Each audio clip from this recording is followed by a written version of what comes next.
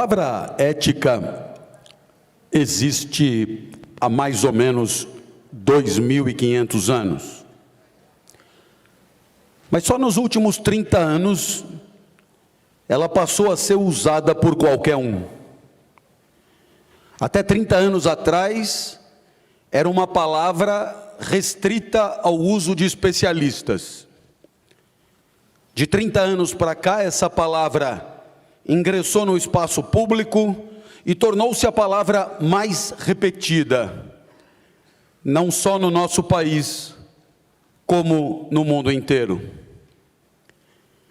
Antes disso acontecer, a palavra que costumava ser usada quando nos referíamos a como devemos agir, era a palavra moral.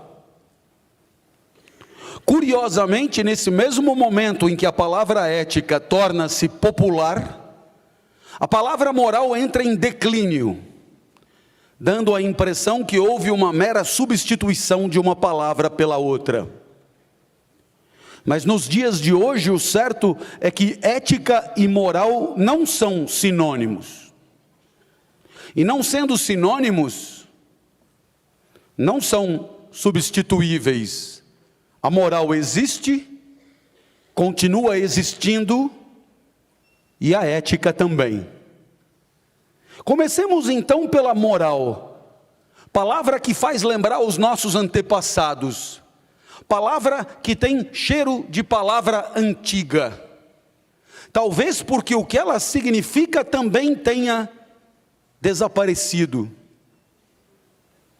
Moral é aquilo que você não faria de jeito nenhum, mas não é porque tem alguém olhando, não é pelo olhar externo, não é pela presença de uma câmara fiscalizadora, não é pelo medo de ser flagrado, não é pelo medo de ter a tua notoriedade enxovalhada, não é pelo medo de ser preso. A moral nada tem a ver com o olhar externo, porque a moral é sempre uma reflexão em primeira pessoa do singular. A moral é o limite que você mesmo impõe à sua conduta, porque você não aceita fazer qualquer coisa, porque você aprendeu assim a não fazer de qualquer jeito, e você não admite alcançar vantagens, alcançar resultados, alcançar benefícios e prazeres, se você tiver que adotar uma estratégia que ofenda algum princípio moral que você livremente decidiu adotar para você. Portanto, moral é sempre na primeira pessoa do singular, razão pela qual a moral é sempre uma questão de consciência. E por isso a expressão consciência moral acabou se consolidando. Moral é aquilo que você não faria, e não faria não é porque tem alguém que te fiscaliza, mas é porque você mesmo é autorizado fiscal da própria conduta. Assim, supomos que moral continue existindo. Se alguém aqui deixar cair sua carteira, e não houver mais ninguém neste auditório, você se empenhará em devolver a carteira ao seu dono por uma questão moral. Não é medo de ser pego, mas é a certeza de que você não fica com nada que não é seu. E aí você entende que a moral continua existindo, porque quando não tiver mais ninguém olhando, ainda assim há você olhando para si mesmo. Ainda há a sua consciência definindo um orbital de condutas autorizado que você não aceita transgredir. Portanto, a moral continua existindo, os exemplos continuam por aí. Eu caminhava por uma cidade chamada Genebra, era de madrugada, e eu me deparei com uma banca de jornal aberta. Para minha surpresa, não havia jornaleiro. Não havendo jornaleiro, não havia ninguém a fiscalizar meu comportamento. E, portanto, pagar ou não pagar pelo que estava à venda tornou-se uma questão moral. Eu poderia pagar pelo que estava levando, ou simplesmente levar sem pagar e ainda levar o dinheiro que tinha no caixa, porque ele estava aberto, para que eu fizesse meu próprio troco. Então eu decidi comprar um jornal que eu não ia comprar, para poder participar de uma cena onde aquela civilização acreditava, coisa rara entre nós, que a moral era suficiente para dar conta da relação de compra e venda, que não precisaria ter ninguém ali me vigiando, porque eu mesmo seria suficiente para dar conta daquele compromisso. E assim o jornal foi adquirido. São tantos os exemplos que mostram que é perfeitamente possível não fiscalizar. Assim, em muitas cidades do mundo, o pagamento da tarifa do transporte urbano é uma questão moral. O passageiro não é fiscalizado nem por amostragem. Ele não será fiscalizado nunca e ele sabe disso. E ainda assim, ele paga pelo transporte, porque se trata de uma questão moral. Acho que você começa a entender do que eu estou falando. Talvez pudéssemos dar mais um exemplo. Imagine que você tenha uma relação afetiva, e nessa relação afetiva, você tem uma espécie de acordo de exclusividade de intimidades físicas. Aí você, no lugar onde trabalha, é mandado para um canto do país onde nada acontece. Não há sinal, não há controle, não há vigília, não há nada. Ali ninguém te controla. Ali não há como controlar. Você vai passar uma semana sem contato com ninguém. Outras pessoas participam do mesmo projeto e, portanto, estão na mesma situação que você. Completamente isoladas e blindadas de todos aqueles que deixaram em casa. Uma dessas pessoas é atraente para você. Curiosamente, a recíproca também acontece. E aí, alguém te propõe uma aproximação física, ali, no meio do nada, e você, atraído, pondera. A pessoa diz: não tenha receio, aqui só tem árvore. Ninguém nos vigia. E você poderá responder: não é verdade. Ainda que não haja mais ninguém aqui, mesmo quando não houver nem mesmo você aqui, ainda assim haverá alguém zelando pelo respeito a princípios de conduta que eu decidi respeitar. E este alguém que estará aqui comigo sempre sou eu mesmo, a minha consciência. Quando já não houver mais ninguém fiscalizando, haverá sempre eu, e a moral é a parte da vida regida livremente pelo eu, respeitando princípios que supomos devam ser respeitados por qualquer um. Acho que agora ficou super claro. Nesse momento você me olha, e eu convido você a um exercício de imaginação. Que você imagine uma sociedade onde todos respeitássemos escrupulosamente os direitos dos demais. Que você imagine uma sociedade onde não haja necessidade de guarda, pardal, valeta, radar, crachá eletrônico, roleta, câmera fiscalizadora, tornozeleira, nada disso é necessário. Não há necessidade de muro nas casas, não há necessidade de porta nas casas.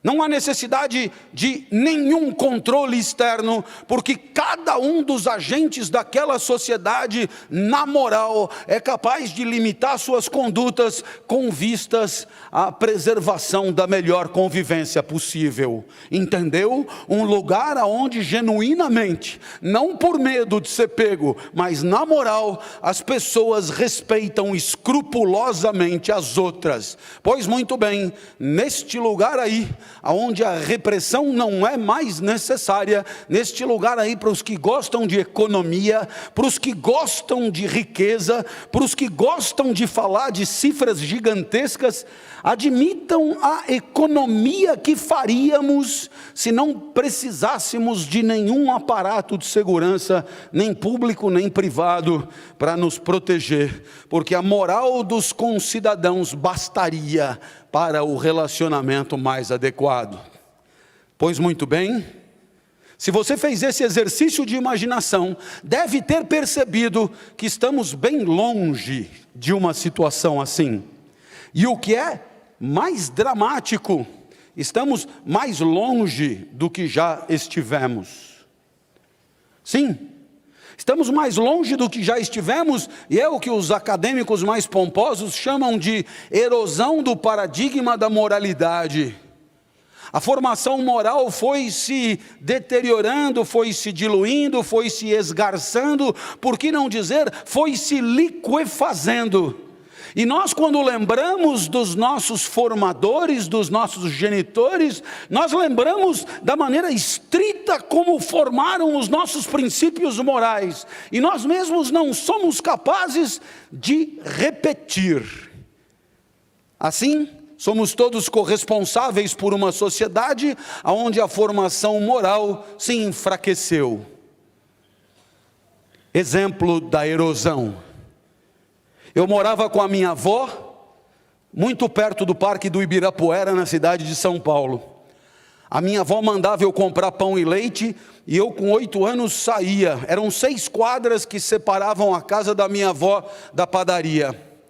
Eu chegava lá sem dinheiro, pedia pão e leite, voltava e estava tudo certo. A minha avó acreditava que o padeiro tinha marcado certo o que tinha sido consumido. E o padeiro tinha certeza que a minha avó voltaria para pagar. E durante anos isso aconteceu.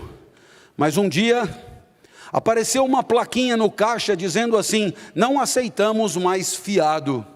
O que significa: passei a desconfiar de você. A partir desse momento eu tive que levar dinheiro. Isso inviabilizou o meu consumo, porque a minha avó tinha medo de me mandar com dinheiro comprar pão e leite. Tudo mudou, provavelmente porque alguém não voltou para pagar. E assim todos nós sabemos que em muitas situações pagamos o pato de alguém que não agiu adequadamente. E assim, passo a passo, dia a dia, semana a semana, fomos construindo para nós uma sociedade da desconfiança. Uma sociedade onde a palavra perdeu o valor. Uma sociedade onde não adianta oferecer garantias, porque zombarão de nós. Uma sociedade onde o que dizemos não significa nada. E acreditem, somos nós os únicos responsáveis por termos construído uma sociedade assim. No Brasil não houve invasão de extraterrestres nos últimos 50 anos. Não houve invasão de povos bárbaros ignorantes das coisas da moral. Nada disso aconteceu. Portanto, se 50 anos atrás confiávamos uns nos outros e isso deixou de acontecer, somos todos corresponsáveis por termos gestado um novo tipo de sociedade, a sociedade da desconfiança, onde a moral praticamente desapareceu. É normal que a palavra tenha desaparecido junto. Se quiserem mais exemplo, eu posso dar. Obrigado. Fui dar uma palestra em Porto Alegre, tive que dormir lá, saí 4h30 da manhã do hotel para pregar o primeiro voo para São Paulo. O hotel era bem bacana, nas imediações do aeroporto. O recepcionista me reconheceu, pediu até uma foto. Professor, que alegria, acompanho os seus vídeos. Aí ele olhou para mim e falou: o senhor já vai embora? Eu falei: já. Teve algum consumo de frigobar? Eu falei: sim, uma água mineral. Então ele, na minha frente, pega um telefone. Comunica-se com alguém e fala: verificar o 1414. A pessoa vai lá, volta e diz: uma água mineral. Ele desliga o telefone, olha para mim e diz: de fato foi uma água mineral.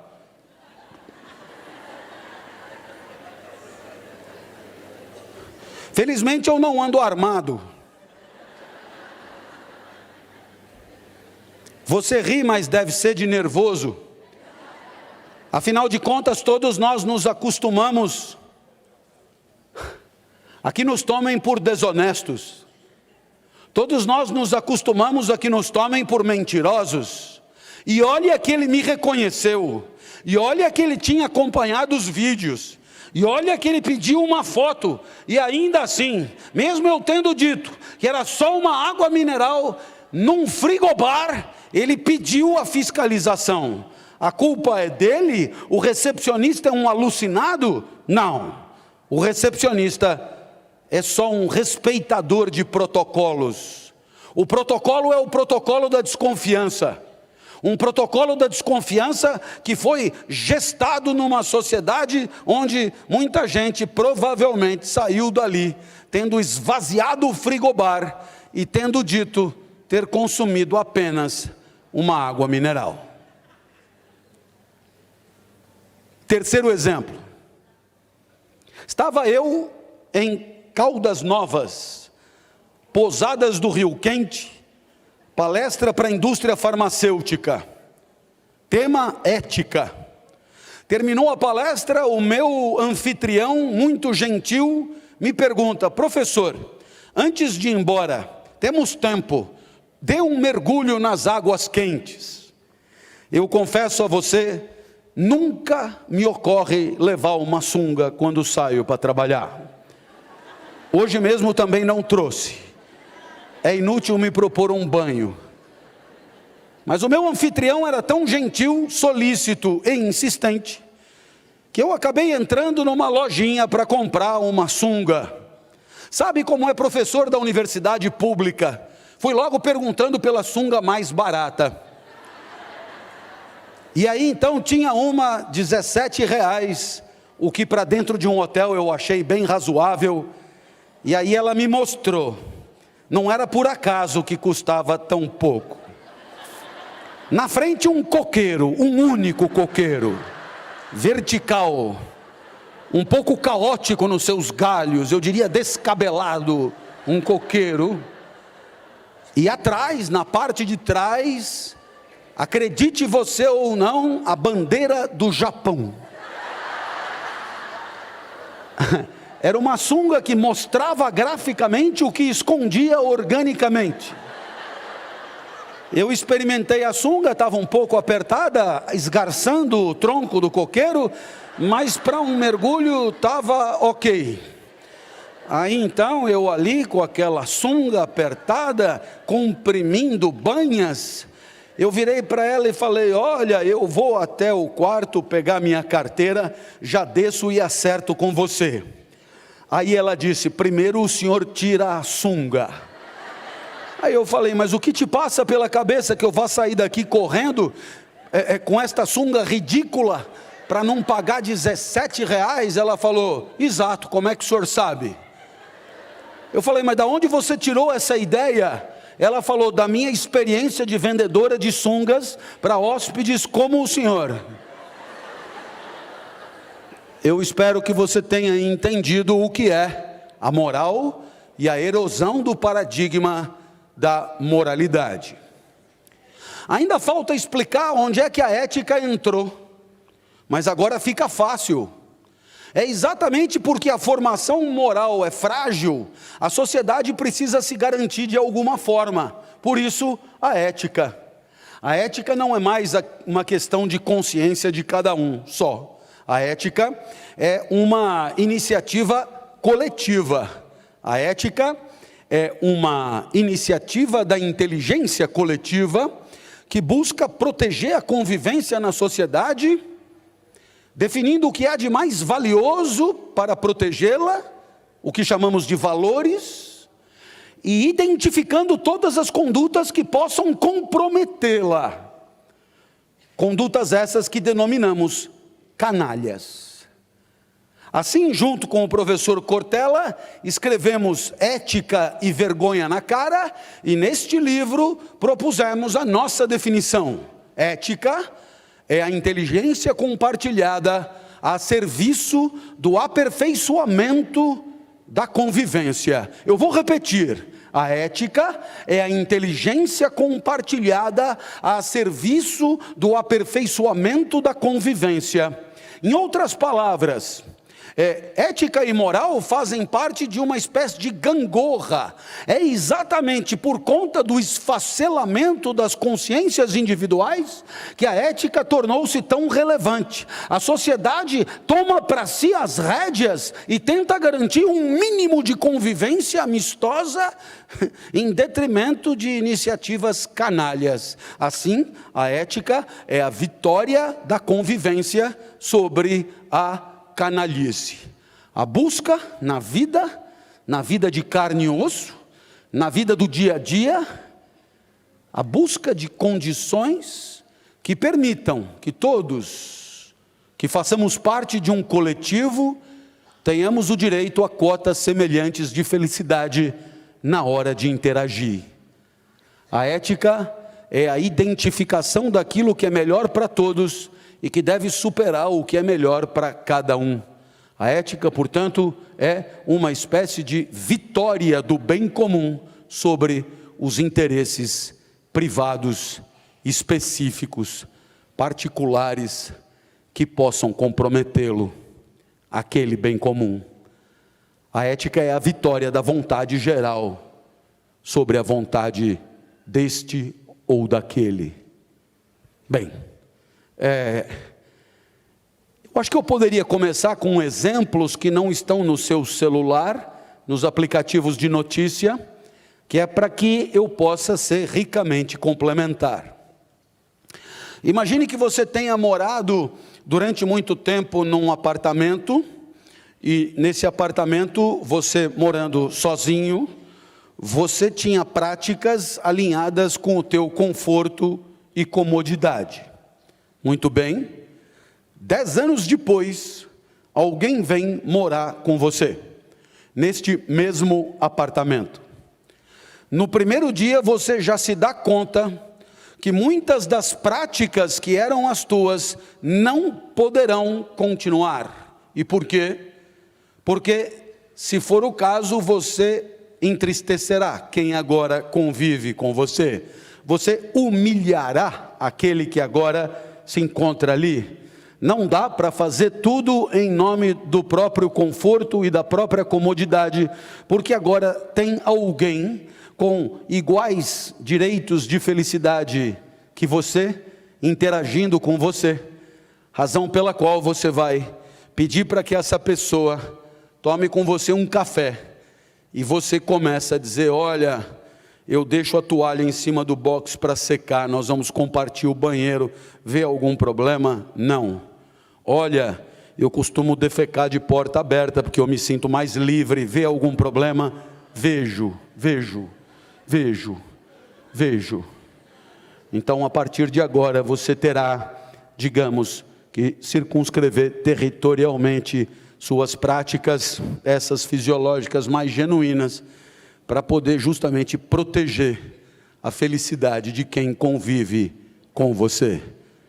Você não sabia, mas essa conversa é o coração da ética, a inteligência dos dois buscando a identificação dos limites da conduta de cada um, para que os dois possam ter uma convivência adequada dentro daquele apartamento. Vamos imaginar que sejam dois amigos doutorandos em física. Um deles vira para o outro e diz: o que há de mais importante para nós aqui na nossa convivência? E quando eu digo o que há de mais importante a ser respeitado, eu estou falando de valores. É o que vale, é o que mais vale, é o que faz a vida valer a pena. E um responde para o outro: eu acho que o valor mais precioso para mim é o silêncio. E o outro diz: para mim também. Então eles vão elaborar o banner, e eles colocam lá valores. E o primeiro valor, em letras garrafais: silêncio. Valor pertinente para dois doutorandos em física. Mudamos de situação, e agora são dois músicos, dois roqueiros da mesma banda. Um senta com o outro e diz: o que há de mais valioso para nós aqui? E um diz: a possibilidade de fazer barulho. E o outro diz: de acordo. Então os dois rasgam o primeiro banner e põem outro em cima. Barulho no lugar de silêncio. Até aqui está tudo tão fácil, não é? É só você sentar, perguntar e fazer o banner. Mas agora vem a terceira situação e você já imaginou qual é. Um é doutorando em física, o outro é roqueiro. Um vira e diz: o que é de mais importante aqui? E ele diz: o silêncio. E o outro diz: o barulho. E o outro diz: o silêncio. E o outro diz: o barulho. E não vai dar.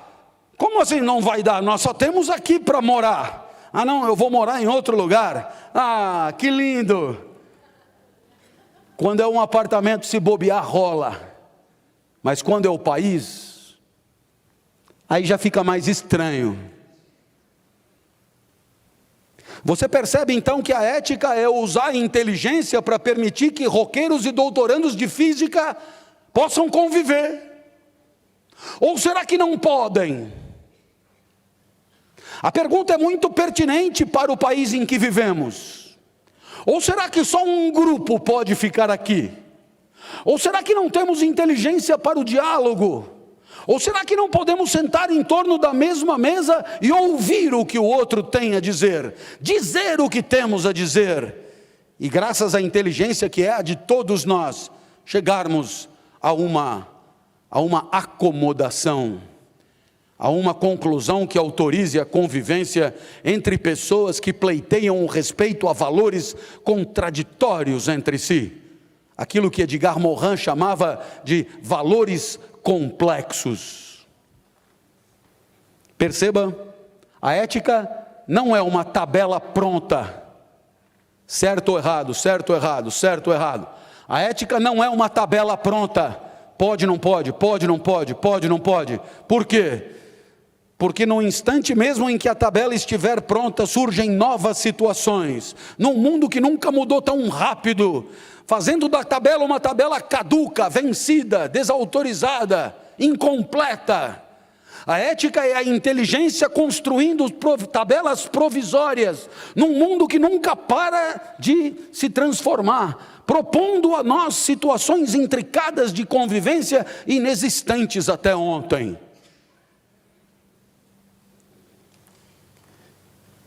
Uma senhora me ligou, presidente de uma empresa, e me disse: professor, os americanos da matriz estão me pressionando para ter um código de ética. Eu não tenho tempo para escrever isso. O senhor é um especialista, tem algum pronto para me vender? Peguei e falei: juro que eu não entendi o que a senhora quer. Não, o senhor é um especialista, o senhor está no mercado, provavelmente já escreveu códigos de ética de empresas alimentícias, de indústrias automobilísticas, de bancos, faz um catadão aí e vende para mim. Dinheiro não é problema.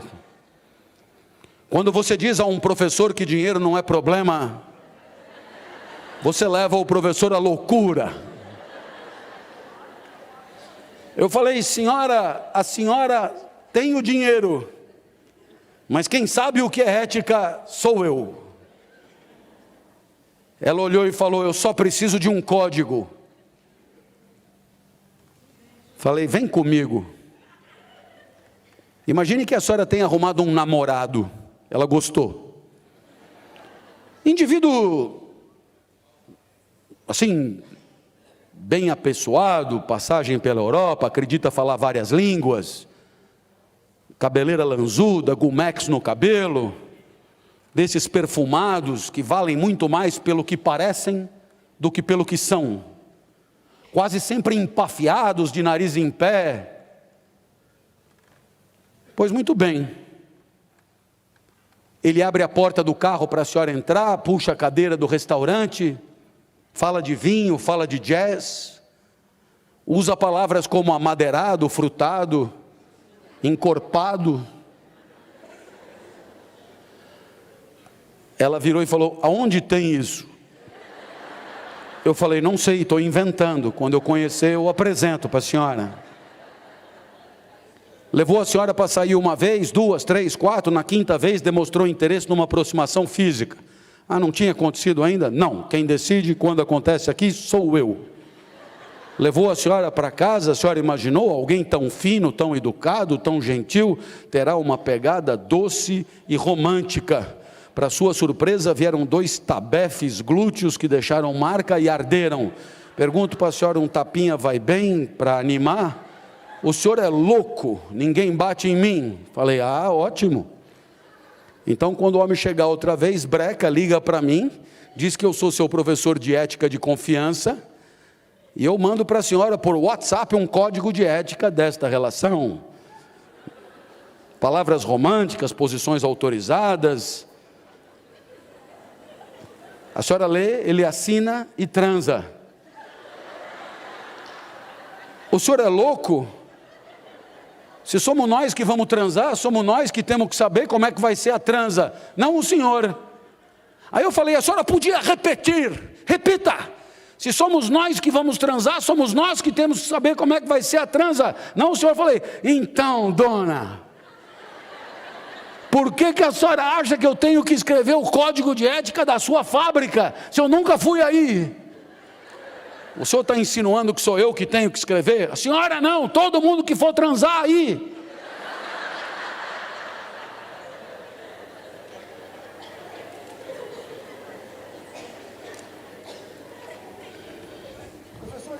Professor, então diz para nós, quais são os valores que garantem a melhor convivência? Nesse momento eu sou obrigado a dizer a você que ética lembra muito um cobertor curto. Você sabe que cobertor curto é um problema. Num dia de frio, aquecer a canela é valor. Aquecer a orelha também é valor. Mas o tal do cobertor curto não permite aquecer a orelha e a canela ao mesmo tempo. Você então vai ter que decidir entre aquecer a canela ou aquecer a orelha. E não é muito fácil saber o que é melhor. Aquecer a canela ou aquecer a orelha? Como é a canela?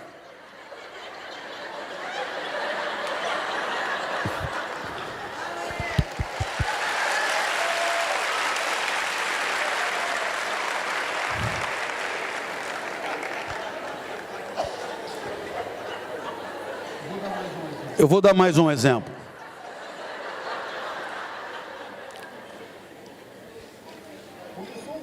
Começou o ano, minha disciplina de ética na universidade, aí eu pedi aos meus alunos que levantassem a mão para dizer o que eles achavam mais fundamental para a nossa convivência dentro da sala de aula. Um rapaz levantou a mão e disse, professor, é o seguinte, nós estamos desde o primeiro ano esperando pela sua aula. Nós gostaríamos de aproveitar o curso o máximo possível. Para isso nós temos que estar concentrados e o senhor também. As pessoas que chegam atrasadas perturbam. A pontualidade é um valor ético, professor. Quem combina às 8 e chega às 8h30, condena quem chegou às 8 a uma vida sem graça. É um desrespeito. Por isso, professor, em nome do princípio da pontualidade, para garantir as melhores condições de ensino-aprendizagem, eu sugiro que o senhor tranque a porta quando a aula começar.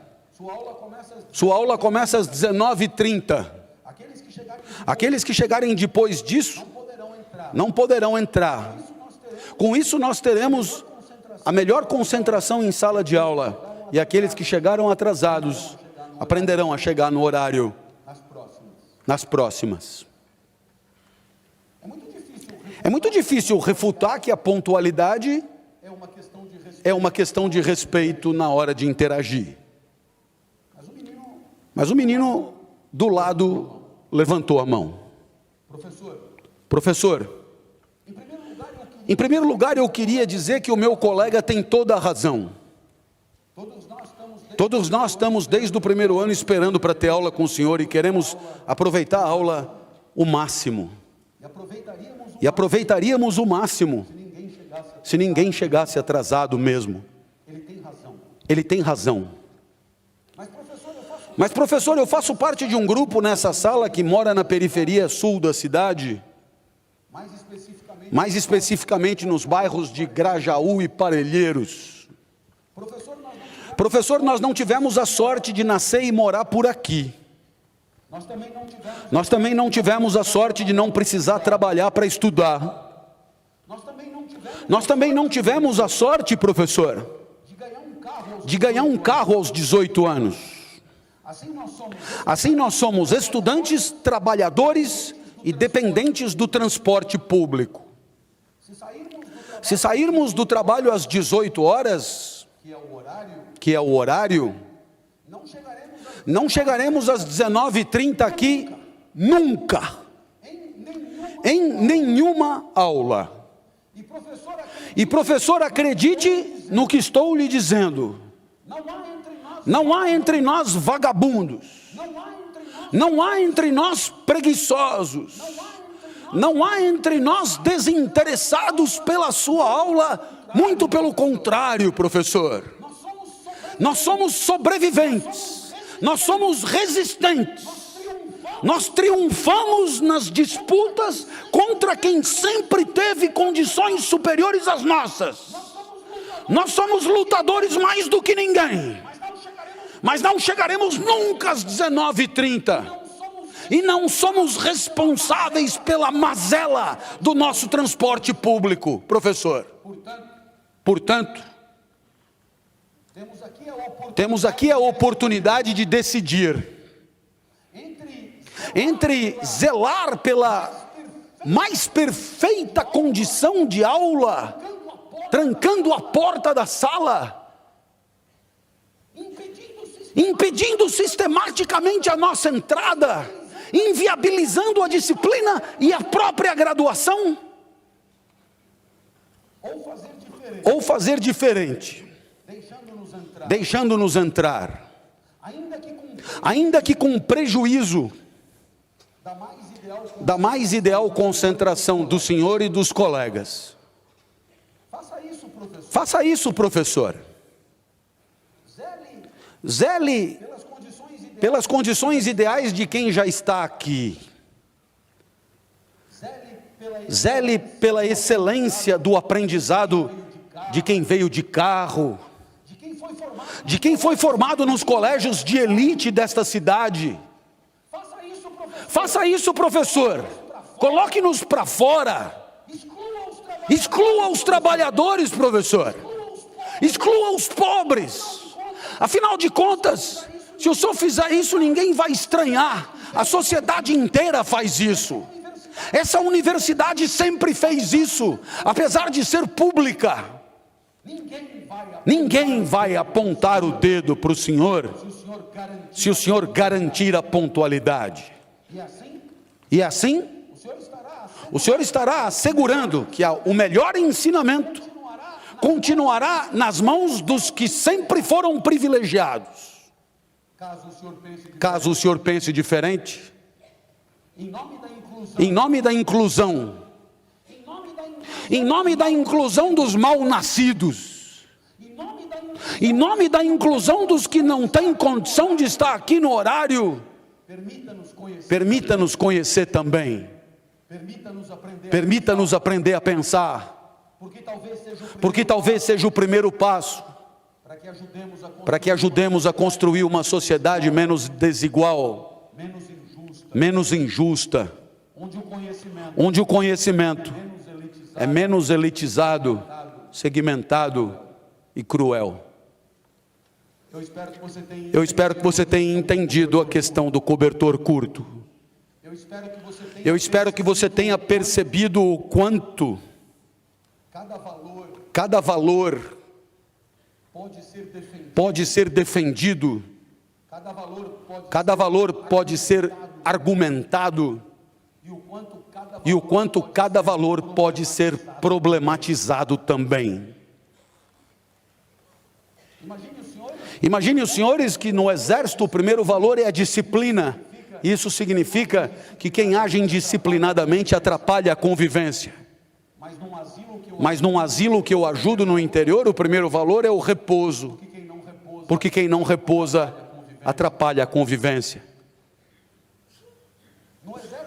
No exército, se a corneta tocar às 5 da manhã e você continuar dormindo, estará agredindo o valor da disciplina. No asilo, se uma corneta tocar às 5 da manhã, ninguém ouve. Porque o que se espera é que repousem. A disciplina manda levantar. O repouso manda continuar dormindo. A disciplina é valor porque sem disciplina a vida é ruim. O repouso é valor porque sem repouso a vida é ruim. E você olha e diz, professor, mas se o senhor é o professor, sabe que valor vale mais. É a disciplina ou é o repouso? Pois é, o professor veio aqui para dizer que quem tem que responder isso é você. Somos nós. Porque não existe a resposta certa escrita em Júpiter. O que existe é a inteligência de todos buscando a melhor convivência para todos.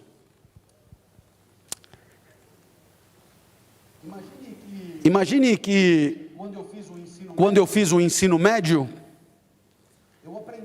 eu aprendi na disciplina de física, mais especificamente na de ótica, o conceito de transparência.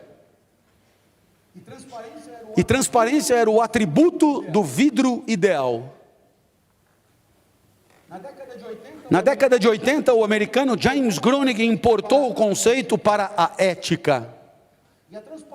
E a transparência deixou de ser o atributo de um vidro e passou a ser o atributo de uma conduta humana.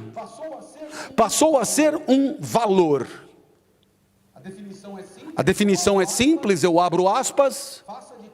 Faça de tal maneira que todos saibam de tudo sobre todos o tempo inteiro em qualquer lugar. E você diz, mas a transparência melhora a convivência? Nossa! Graças à transparência, diminuímos a mentira, o cinismo, a hipocrisia, privilégios indevidos, maracutaia, tudo que atrapalha tanto a convivência. Viva a transparência, que todos saibam de tudo. Aí você trabalha numa empresa que resolve fazer um projeto que vai resultar num produto muito bom para muita gente.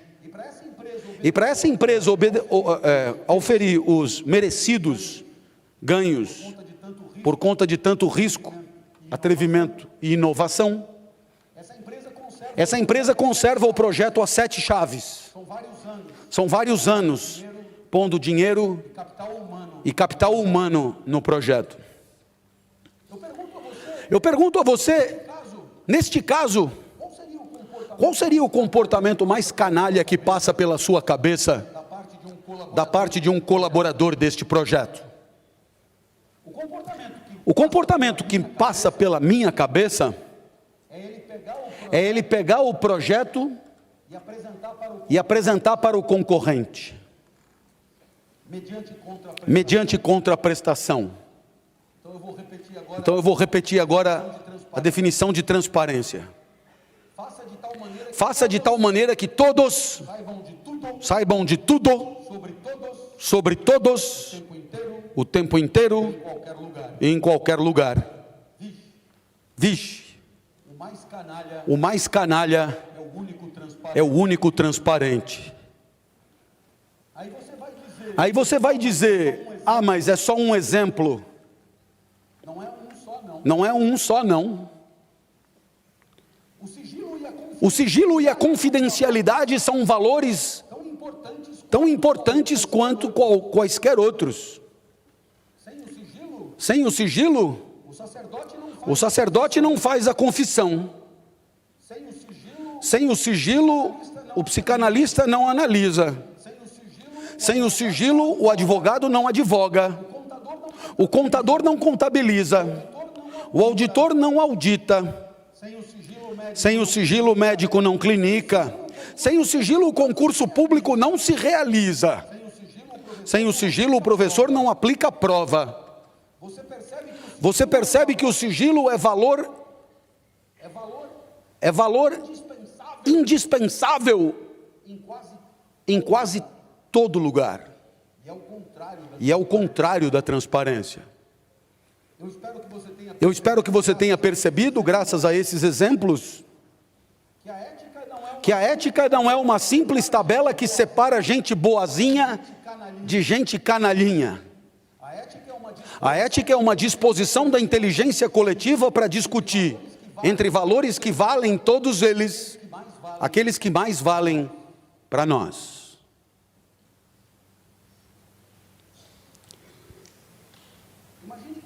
Imagine que você tenha saído de casa com dor de cabeça.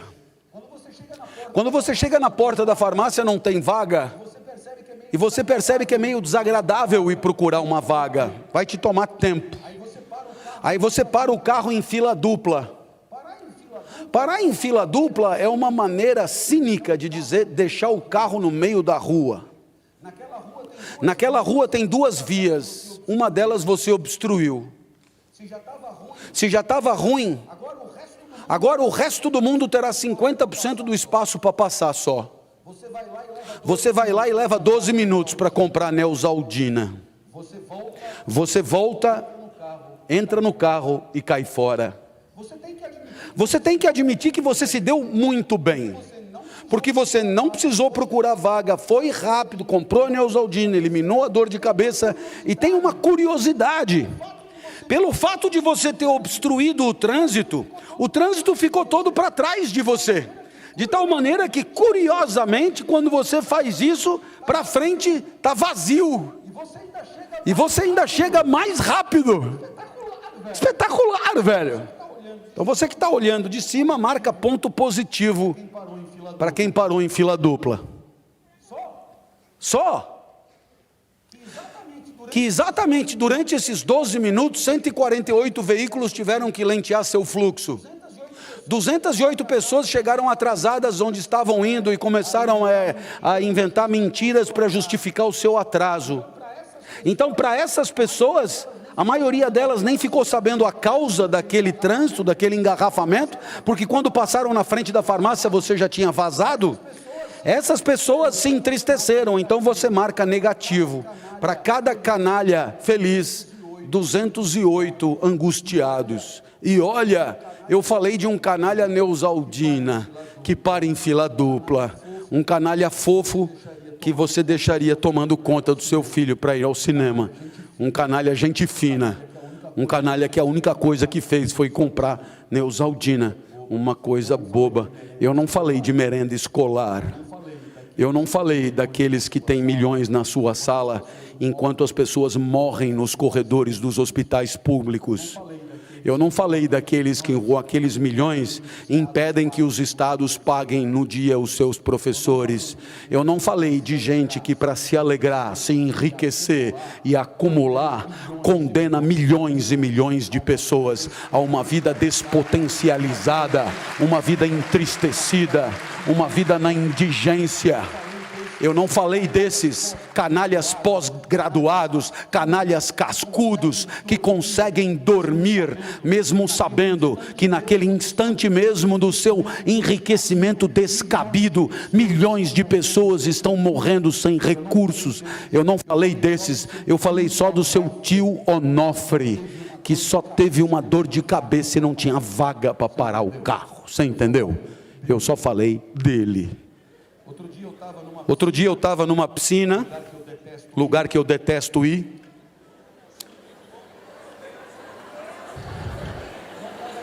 Não estava com a sunga do coqueiro, não. Era outra já. Tão feia quanto. E aí eu estava ali, né, porque minha filha mais nova, pai, vamos, pai, vamos, pai, vamos. E a minha filha tira de mim o que ela quer, até piscina. Aí eu estava lá esperando ela se divertir, e aí o que eu comecei a perceber?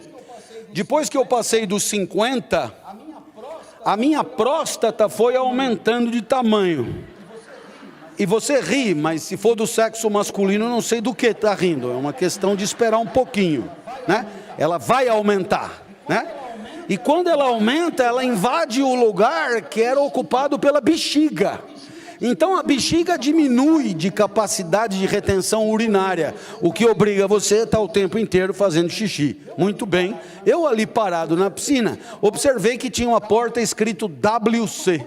E uma coisa que me chamou a atenção, a porta, ninguém entrou ali, ninguém. E tinha bar vendendo água, Coca-Cola, refrigerante, cerveja lá, e ninguém entrou ali. Eu comecei a ficar desesperado, porque eu comecei a ficar com vontade de xixi. Aí eu falei, bom, eu vou lá. Dei 1 passo, 2 passos, 3 passos, 4 passos, cutuquei a porta trancada. Pô, WC trancado, velho, coisa de louco. Aí eu fui no bar e falei, o WC está trancado. Ele falou, calma, a chave está aqui. Falei, mas como? Quem trancou o WC? Não, é porque não é todo mundo que vai. Eu falei, mas como? Então eu peguei a chave, fui lá, mais uns passos, abri, fiz xixi, coisei, fechei, devolvi e fiquei ali na piscina encafifado. Falei, esse lugar é um lugar onde as pessoas têm uma capacidade de armazenamento urinário inacreditável. Eu sou um torto, né? E eu ali parado, vendo a pessoa bebendo, e o WC, não havia risco de eu comer bola, porque ele estava trancado, eu que tranquei, né? Tudo trancado. Aí eu desesperado, falei, caralho, esse lugar é estranho, velho. E aí então eu vi um cidadão parecido com o namorado da moça lá da empresa. Ele botou os cotovelos sobre a piscina, assim, no parapeito da piscina. Ele acoplou a genitália dele aonde a água, sabe, sai o jato da água que espalha o amarelumbre. E ali ele sorriu, mas ele sorriu. É incrível como ele sorriu aliviado. Curiosamente, a esposa, seu grande amor, estava do lado, né? E os filhos aprendendo a nadar, um engolia a água e torcia. Então, o que é um canalha, velho? O que é um canalha? Um canalha é um cara que, para não andar 4 metros, né? Porque isso ele condena todos dentro daquela piscina a interagir com seus excrementos e condena o próprio filho a engolir a sua urina. Porque incrível. E aí você vai dizer, nossa, que lugar asqueroso. Não é verdade, todo lugar é assim. Qualquer piscina é assim. Outro dia eu vi na internet um pesquisador canadense, tão indignado quanto eu, fez uma pesquisa sobre urina nas piscinas canadenses. Canadenses, no mínimo 70 litros de urina no Canadá. Nossa, velho, nossa.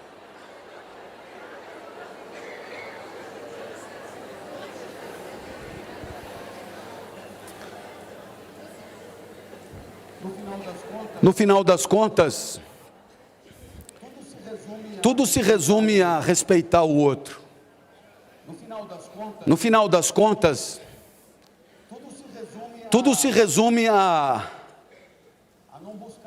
não buscar o próprio prazer de qualquer jeito, o próprio ganho de qualquer jeito, mas a limitar as suas estratégias às condutas que não humilham, não agridem, não ofendem, não entristecem. Tudo isso exige uma competência cívica, de vez em quando se colocar no lugar do outro, uma competência de saber diagnosticar o que é melhor para si. Mas muito antes disso, saber argumentar, pensar e identificar o que é melhor para os outros. E quando o melhor para si não coincidir com o que for melhor para os outros, ter aprendido desde criança que o que é melhor para os outros tem valor maior do que aquilo que é melhor para si mesmo. E apenas isso.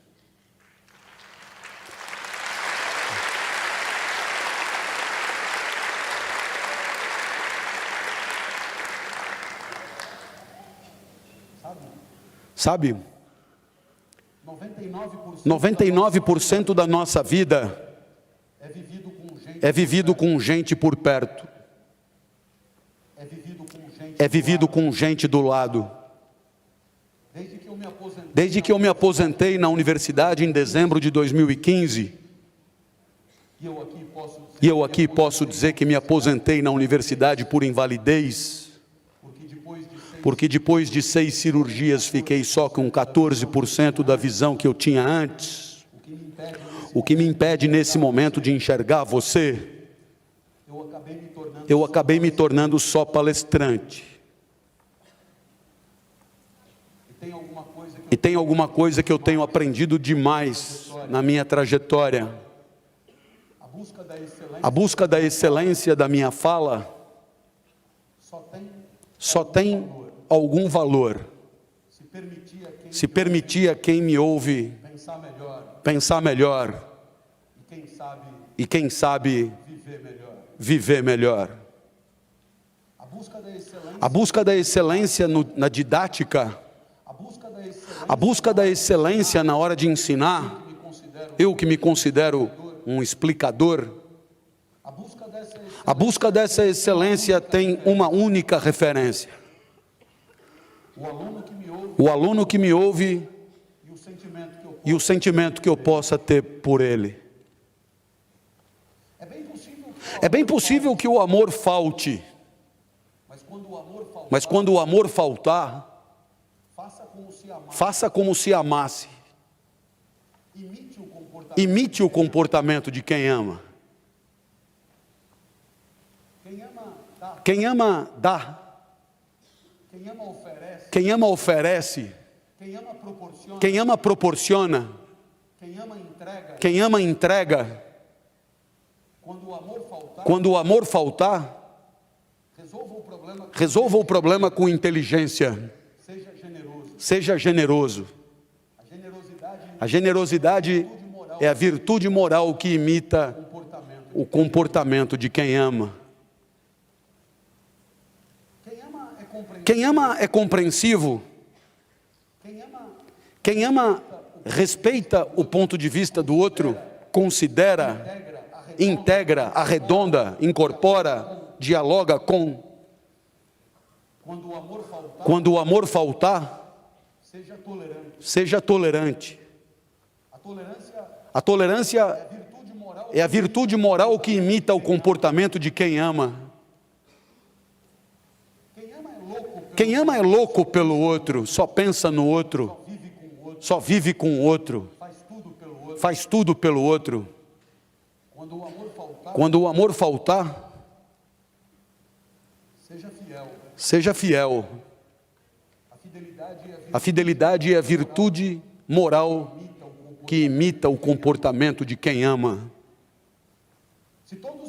Se todos amássemos a todos, ninguém falaria em moral, ninguém falaria em ética, porque o problema estava resolvido pelo amor. Como dizia Agostinho, ame e faça o que quiser. Mas como nós sabemos, se o amor existe, ele é escapadiço, ele é frágil, ele é raro, ele é movediço, ele é inconsistente, ele aparece na hora que quer e vai embora também quando quer. É por isso que o respeito pelos demais não pode depender. É por isso que moral e ética tornaram-se tão importantes. Porque mesmo não amando é possível respeitar. Mesmo não amando é possível considerar. Mesmo não amando é possível dialogar. E só assim conseguiremos encontrar soluções que garantam um pouco de felicidade para todo mundo. E nesse momento, antes de eu ir embora, você podia levantar a mão e perguntar: professor, e felicidade o que é mesmo? Num livrinho com o Leandro Carnal eu dei minha definição. Felicidade é um instante da vida que de tão bom, mas tão bom, a gente nem gostaria que acabasse. Os meus amigos da Federal de Viçosa me mandam um doce de leite, numa lata marrom. Ele é tão bom o doce de leite que eu não quero que a lata acabe. No final eu vou lambendo. Você está no bar, a conversa é boa, a pessoa diz que vai embora e você diz, fica mais um pouco. Amanhã é domingo. Quando a conversa é boa, você não quer que ela acabe. Quando a novela é boa, você não quer que ela acabe. Quando o livro é bom, você não quer que ele acabe. Quando a vida é boa, quando a vida é feliz, bem que ela podia durar um pouco mais. Felicidade é um instante da vida que desejamos eterno.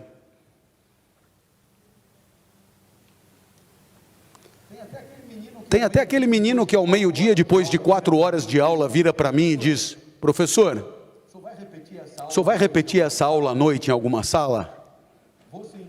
Vou sim. Posso vir ver de novo? Claro que pode.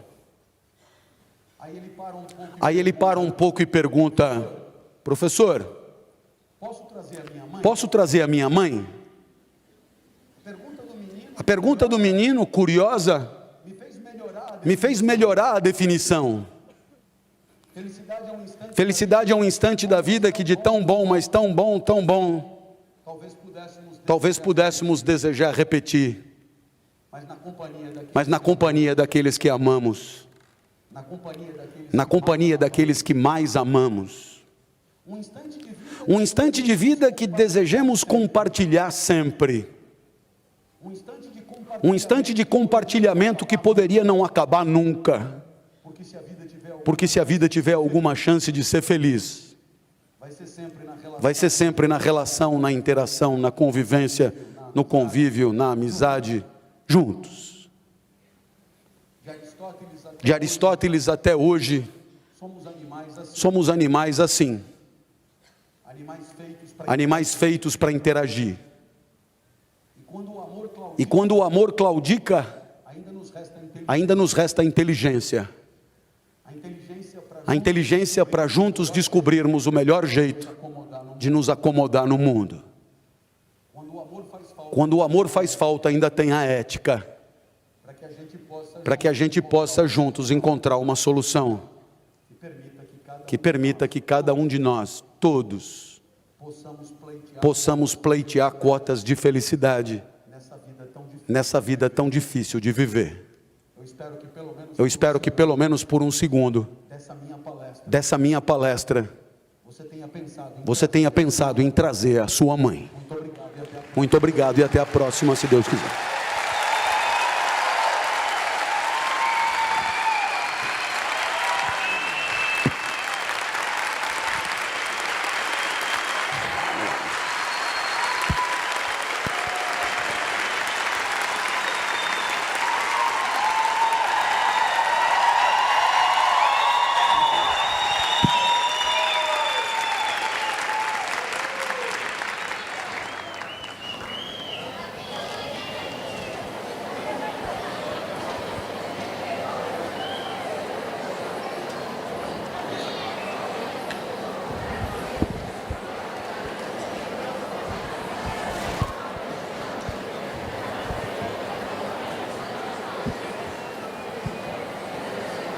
Bom, momento riquíssimo, né? E que essa foi a missão dessas atividades de hoje e de ontem. O Fórum está chamando todos vocês para que nós possamos escrever o código, nós possamos escrever, inclusive, a ética no espaço educacional. É junto que nós vamos fazer isso, compreendendo a característica, os desejos, as condições físicas e intelecto de cada um. É nessa perspectiva que todos aqueles que falaram com vocês hoje trouxe a mensagem. Nós não temos receitas, mas nós temos como construir esse espaço de convivência, a partir da nossa conduta, olhando para si e nos vendo como queríamos ser tratados, o que a gente espera e o que a gente pode oferecer para o outro. Nós temos aí até 5h30, eu vou passar para o professor Guedes, que está aqui nos apoiando, mas, professor, nós não temos nem palavra para dizer o tanto que esse momento foi muito importante para esse momento que demarca no estado de Goiás esta construção coletiva para uma educação inclusiva. E daqui a pouco nós não estamos falando de inclusão para a pessoa com deficiência, nós estamos tratando de outras questões, porque isso será superado, eu tenho toda a certeza.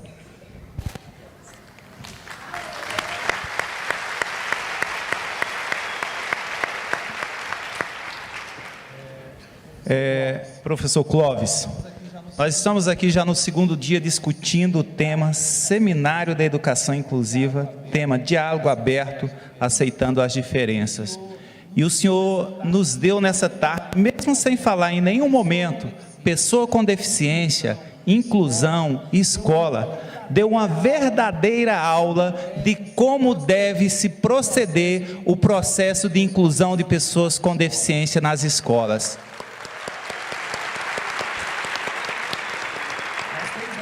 Nós temos aqui uma plateia, a grande maioria educadores, eu me incluo nesse processo também, e nós tivemos a oportunidade de compreender que a inclusão de pessoas com deficiência, ela não se dá apenas pelos meios legais, pelas legislações que nós podemos estudar nesses 2 dias, mas ela vai se dar principalmente pela mudança de atitude das pessoas na compreensão de entender a diferença e aceitá-la como um cidadão de fato.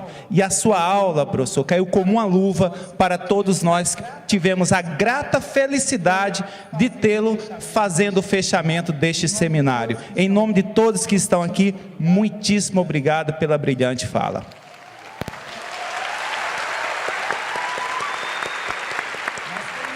Nós temos algumas perguntas, as meninas já estão recolhendo, e eu vou fazer uma de cada vez, porque só chegaram 3 até agora. Professor, como você define o cenário moral da política nacional?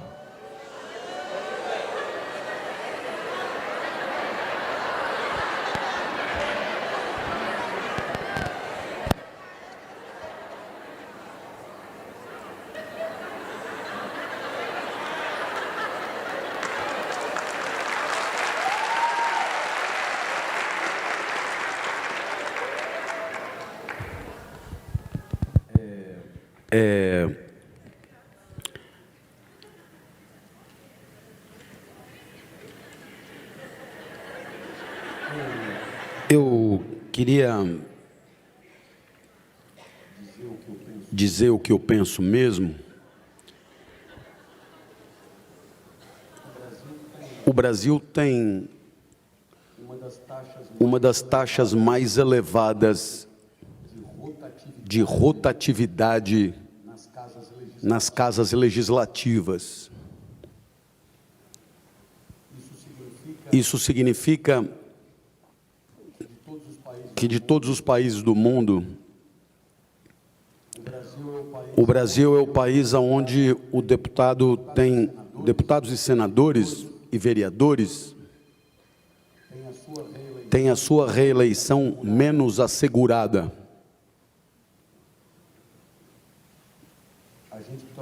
A gente troca bastante. Ainda assim,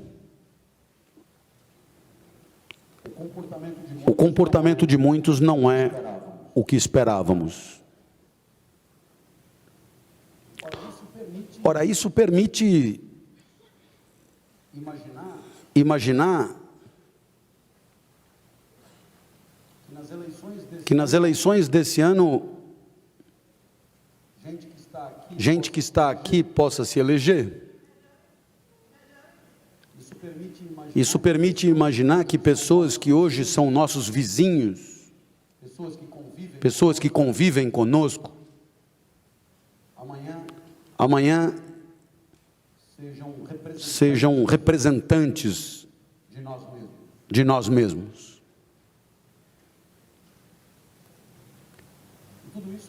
E tudo isso para concluir que o nosso problema maior é muito, o nosso problema moral é muito maior do que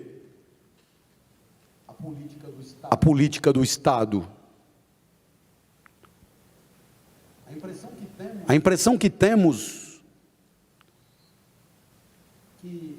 que os comportamentos indevidos são uma espécie de privilégio de um ou outro segmento da sociedade é consequência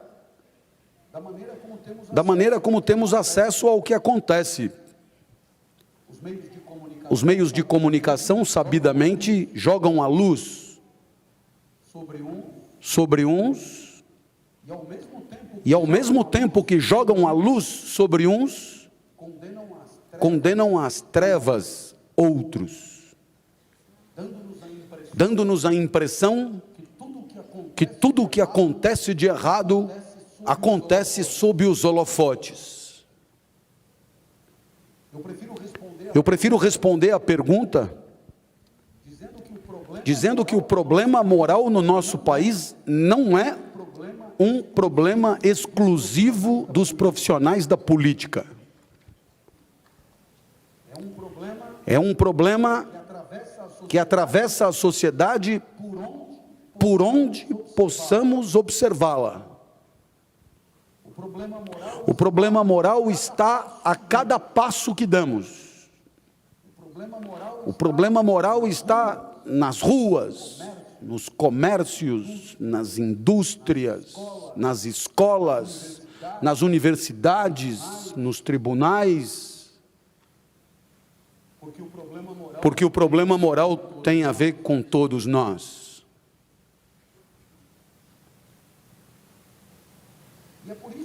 E é por isso que a revolução, essa transformação forte e importante da nossa sociedade, ela é muito mais profunda do que a mera substituição de um profissional da política pelo outro. Ela exige uma tomada de consciência de todos. Ela exige uma nova educação para uma nova sociedade, aonde aprender a conviver, aprender a interagir. E quando eu digo conviver e interagir, é obviamente com as diferenças. Porque se tem uma coisa que não há, nem entre gêmeos, é a igualdade. A igualdade será sempre uma questão ou matemática, portanto coisa da nossa cabeça, ou jurídica, questão de norma, igualdade perante a lei. No mundo da vida só há diferença. E a convivência se dará sempre entre diferentes. Eu gostaria de chamar a sua atenção para um fato que sempre me assustou. A gente passa anos na escola estudando biologia, por exemplo. Eu aprendi as organelas citoplasmáticas. Eu aprendi a função de uma mitocôndria. Depois a gente passa anos estudando literatura, anos estudando matemática, anos estudando história, anos estudando tanta coisa. Mas na hora de interagir entre nós, fica nas mãos da intuição. Porque sobre valores morais, valores éticos, acreditem, é preciso trazer um palestrante para falar. A escola abriu mão da responsabilidade pela formação moral dos seus alunos. Curiosamente, a família também. E aí eu te pergunto, aqueles que estão nascendo agora, quem é que vai ensiná-los a respeitar os outros? Quem é que vai ensiná-los a refletir sobre valores? Quem é que vai ensiná-los o que é ética? Quem é? Porque se um joga a responsabilidade para o outro, eu fico me perguntando se nossas crianças já não têm estado há um certo tempo ao léu, entregues à própria intuição.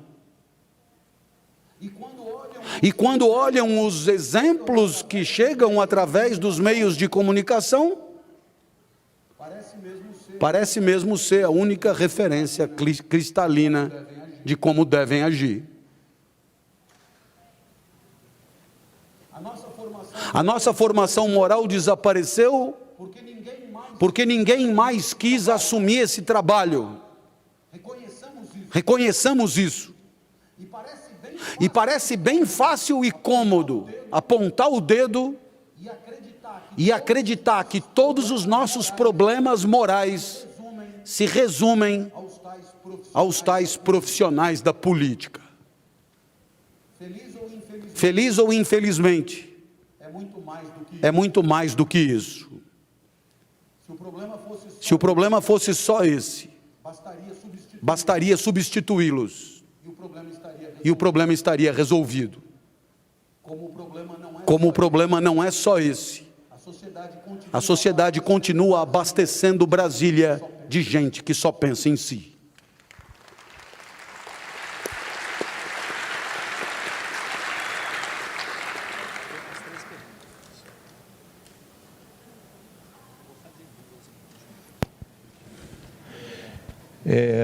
Eu vou fazer duas perguntas em conjunto aqui, porque eu acredito que elas se complementem. É possível dizer que a inclusão escolar e social está pautada também na falta de ética dos indivíduos responsáveis por ela? Qual o caminho para reverter esse princípio? E a outra, dê um exemplo da expressão, é legal, porém imoral.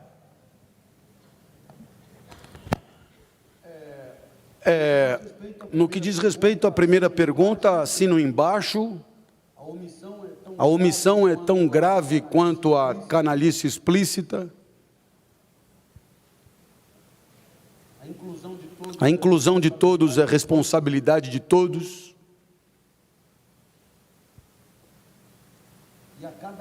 E a cada gesto de exclusão que não merece em nós a devida indignação, nos faz cúmplices. No que diz respeito à outra pergunta, como eu te disse, moral é uma questão de consciência, razão pela qual eu só posso falar da minha. E haverá, evidentemente, no nosso ordenamento jurídico, muitas e muitas normas que não coincidem com os meus valores.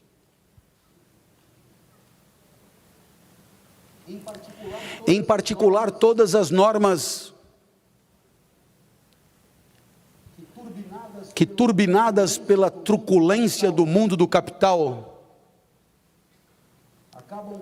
acabam regendo a nossa convivência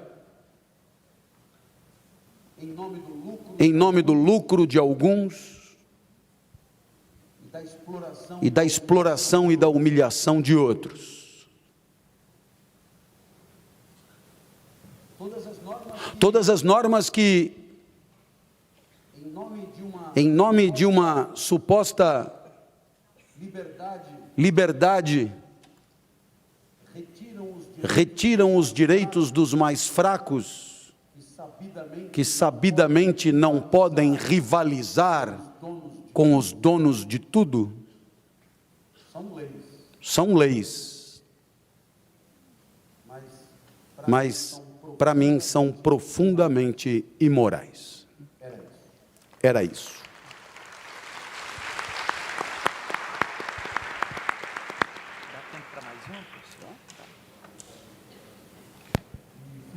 E finalizando aqui, vivendo em uma sociedade capitalista cuja lógica é a do mercado, a ética não seria sempre a do mercado? Os valores não seriam sempre os do mercado?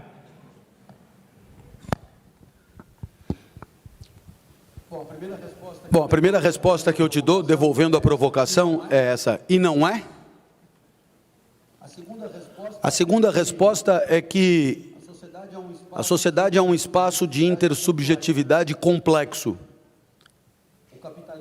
O capitalismo não é toda a sociedade.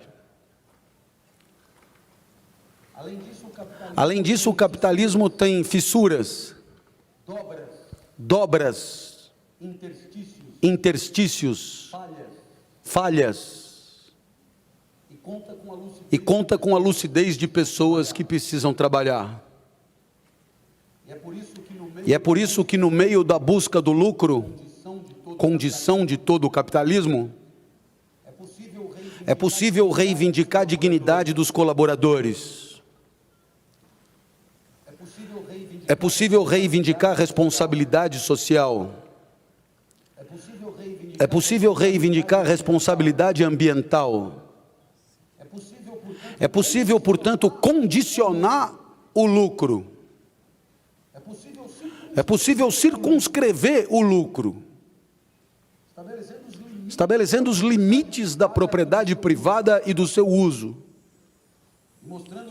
e mostrando que o capital sempre foi, sempre é e sempre deverá estar a serviço da dignidade humana e nunca o contrário. Era isso.